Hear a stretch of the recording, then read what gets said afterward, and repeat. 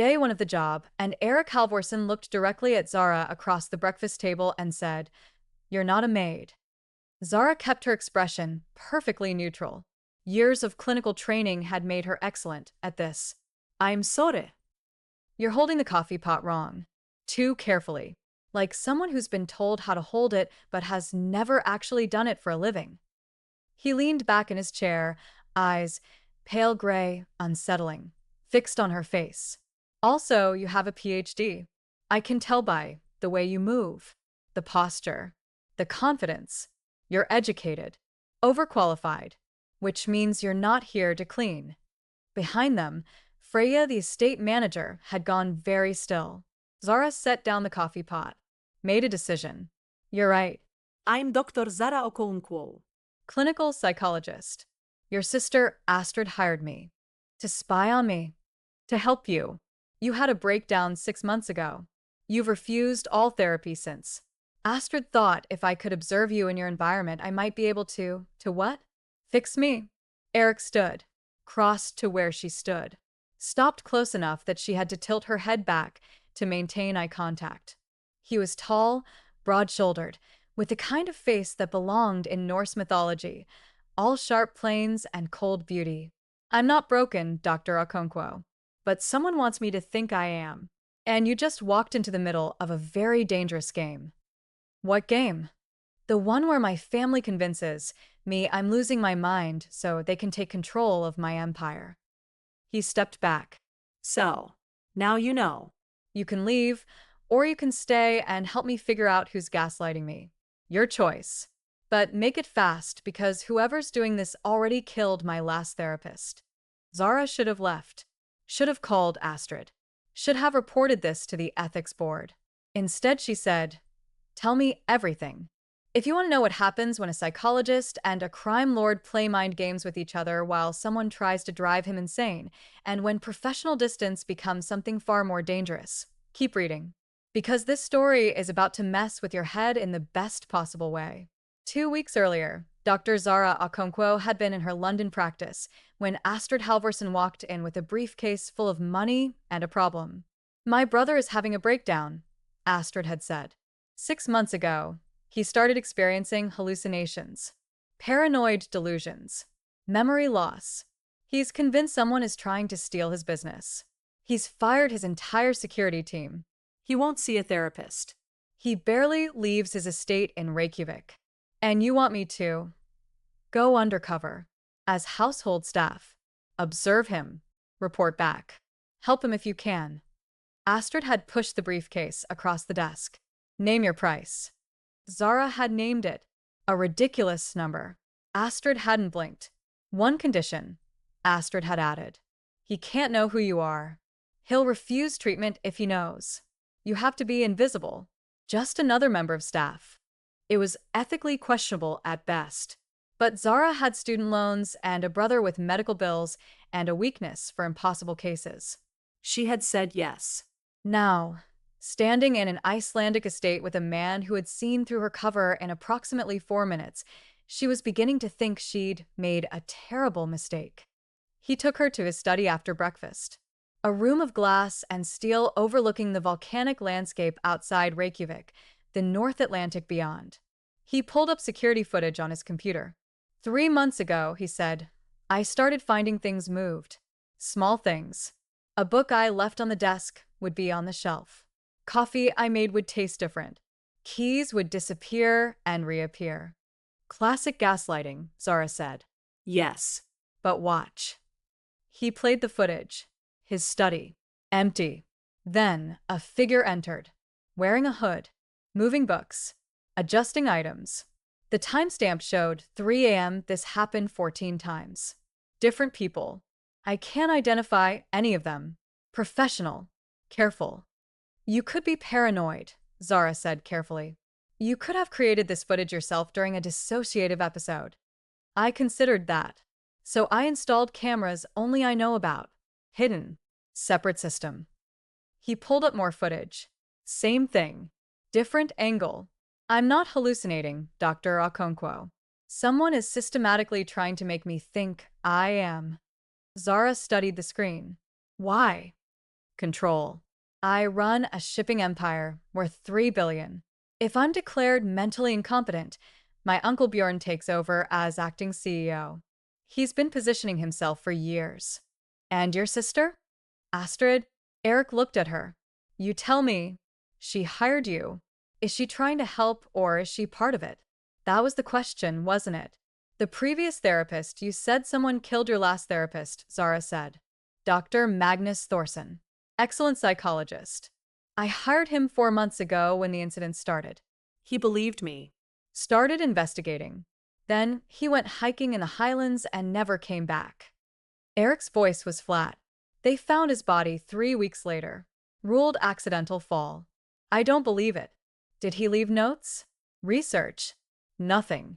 His office was cleaned out before I could access it. Very thorough. He looked at her. So, Now you know what you're walking into. Still want to help. Zara thought about ethical guidelines, about risk, about the fact that if Eric was right, she was in danger. If he was wrong, he was experiencing a psychotic break and she was enabling his delusions. Either way, this was the most interesting case she'd ever encountered. Yes, she said, but we do this properly. I need full access to your medical records. I need to observe you over time. And I need you to be honest with me about everything, including things you might be ashamed of or afraid of. Agreed. One condition. What? We don't tell anyone else you're a therapist. Not Astrid. Not Bjorn. Not anyone. As far as the household knows, you're just staff. Because if I'm right about someone trying to manipulate me, they'll come after you next. And if you're wrong, if you're experiencing paranoid delusions and I'm enabling them by pretending to believe you. Eric smiled. It was not a warm smile. Then at least we'll both be insane together. Which seems appropriate for Iceland in winter. If you're enjoying this story and want to see what happens next, please subscribe to our channel and let us know in the comments where you're watching from. Your support means everything to us as we continue bringing these stories to life. They established a pattern. Zara would work as household staff during the day. At night, after the estate quieted, they would meet in Eric's study for what they called strategy sessions, but what were really just therapy under another name. She learned about his childhood. Norwegian mother, Icelandic father. Both dead in a plane crash when he was 19. Raised by his uncle Bjorn. Built a shipping empire from a small family business into an international powerhouse by 30. I've never had a breakdown, he told her on night 3. I'm methodical. Controlled. I don't crack under pressure. Which is why this whole thing is so obviously orchestrated. They know I won't break naturally, so they're manufacturing a break. Or, Zara said carefully, the pressure of running a $3 billion empire caught up with you, and your brain decided to protect you by creating an external enemy instead of acknowledging internal vulnerability. You think I'm delusional. I think you're incredibly intelligent, which makes you capable of very sophisticated self-deception. She paused. But I also think the security footage is real, and someone is definitely gaslighting you. The question is whether it's a conspiracy, or whether you're doing it to yourself unconsciously. Eric looked at her for a long moment. You're not going to just tell me I'm fine, are you? No. I'm going to tell you the truth as I see it. That's what you're paying me for. Good, he said. I'm tired of people managing me. When the line blurred. It started on week 2. They were in his study at midnight. Zara was reviewing his sleep logs. She'd asked him to track patterns when he said, "Can I ask you something not related to my supposed breakdown?" Sure. Why psychology? What made you choose this? She looked up. That's personal. I've told you everything about my childhood trauma and my fear of losing control and my recurring nightmare about drowning. I think we're past professional distance, Dr. Okonkwo. He was right. They were. My mother had schizophrenia, Zara said. Undiagnosed for years. I grew up not knowing what was real. She'd tell me things, that people were following us, that the food was poisoned, that I couldn't trust anyone. I believed her because she was my mother. Then I got older and realized she was ill. And I thought, someone should have helped her. Someone should have known. So you became that someone. Yes. Eric was quiet for a moment. That must make this case particularly complicated. You're working for someone who might be delusional, or might be completely sane and surrounded by people trying to make him think otherwise. You must see your mother in me. I see someone in pain, Zara said. Whether that pain is from illness or from gaslighting, it's still real. And if you can't tell which it is, then I keep investigating until I can. He looked at her across the desk. The Reykjavik night pressed against the windows. The northern lights were visible in the distance, green and ethereal and impossible. You're the first person in 6 months who hasn't treated me like I'm broken, Eric said. You're not broken, Zara said. You're either being manipulated or you're ill. Neither of those things means broken. What if it's both? Then we deal with both. Something shifted in his expression. Something warm and dangerous and completely inappropriate for a therapist-client relationship. Zara stood. I should go. It's late. Stay, Eric said. Please. I sleep better when you're here. That's transference, Zara said. You're projecting feelings of safety onto me because I'm helping you. I know what transference is, Dr. Okonkwo. This isn't that. He stood, crossed to where she stood, stopped just shy of touching her. This is me, sane or insane, recognizing that you're the first person in years who's looked at me and seen a person instead of an asset or a problem or a threat. Eric, I know. Unethical. Complicated. All the things. He stepped back. Go. Sleep. We'll continue this tomorrow. She went, but she spent the entire night thinking about the way he'd said her name.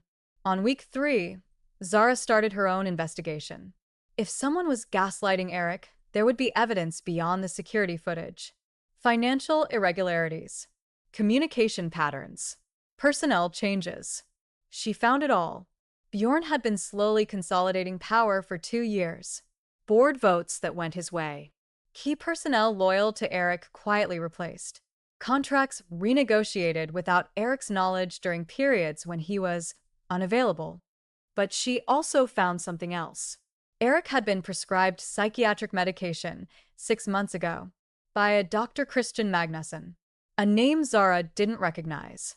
She showed Eric that night. I never took medication, Eric said. I refused. Dr. Thorson recommended it, but I said no. According to your medical records, you've been on antipsychotics for 6 months. That's impossible. I would know if he stopped. Unless someone's been dosing me. That would cause the symptoms you described. Confusion, memory gaps, hallucinations if the dose was high enough. How would they? His face went white. My coffee. Someone makes it for me every morning. I thought it was Freya, but we need to test it, Zara said. They did.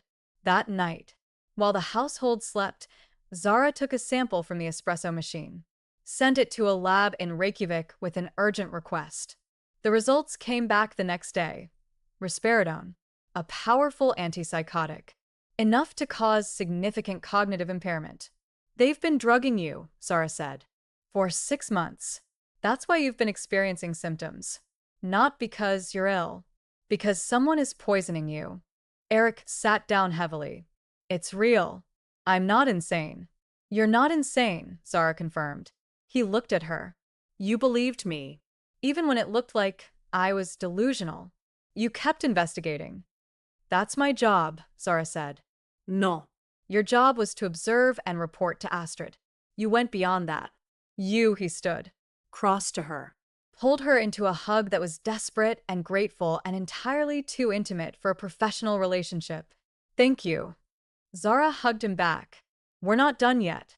We need to figure out who's doing this and why. They called a family meeting. Eric, Astrid, Bjorn, and the estate's senior staff. I know someone's been drugging me, Eric said, without preamble. I have the lab results. I have the prescription records. I want to know who. The room went very quiet.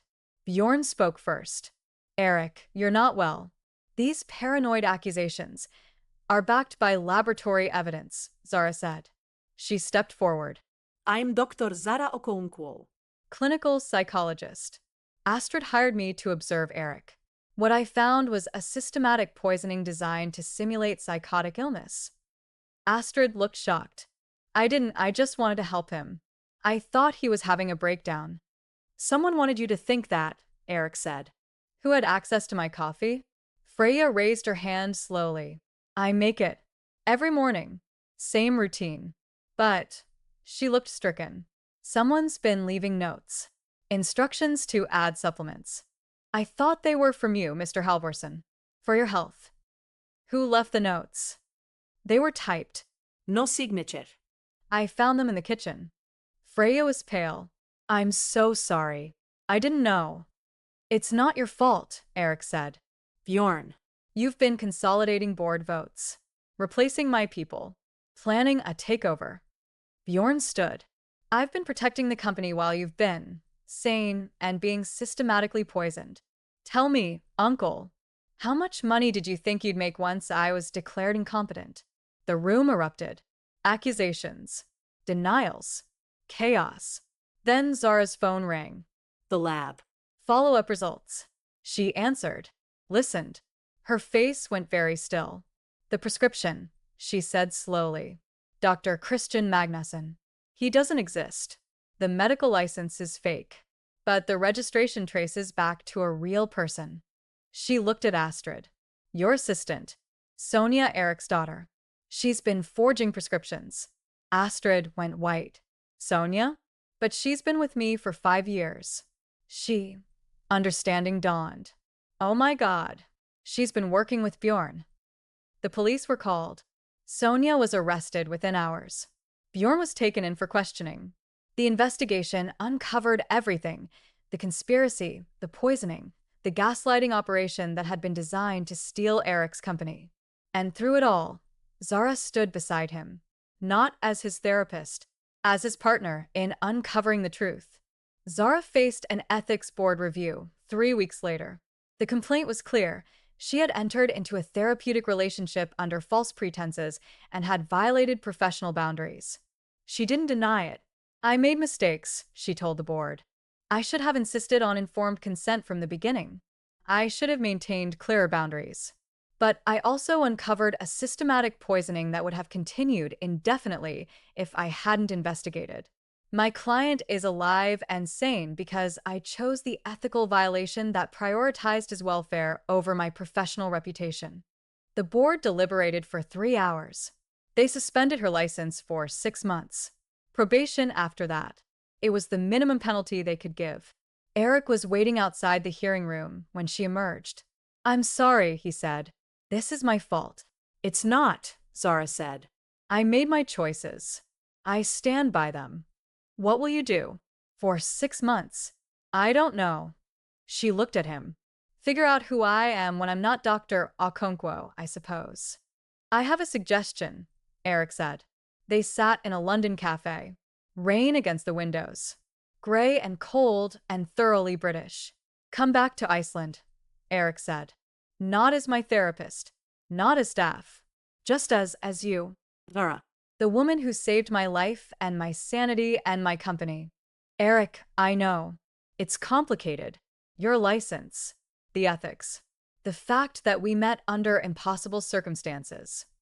He reached across the table. Took her hand. But I'm sane now. You know that. And I'm offering you something uncomplicated.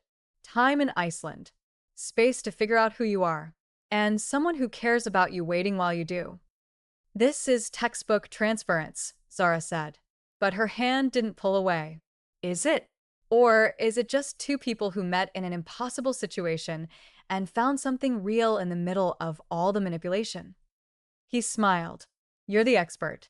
You tell me. Zara thought about London, about her suspended practice, about the fact that she'd crossed every professional line and couldn't regret it.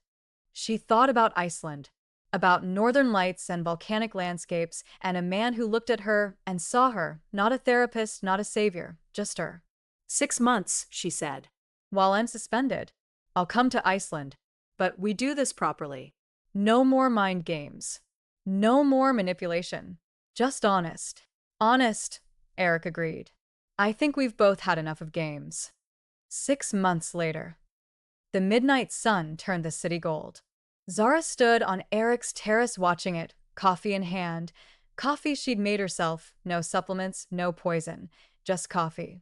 Eric came out to join her, wrapped his arms around her from behind. Thinking about London?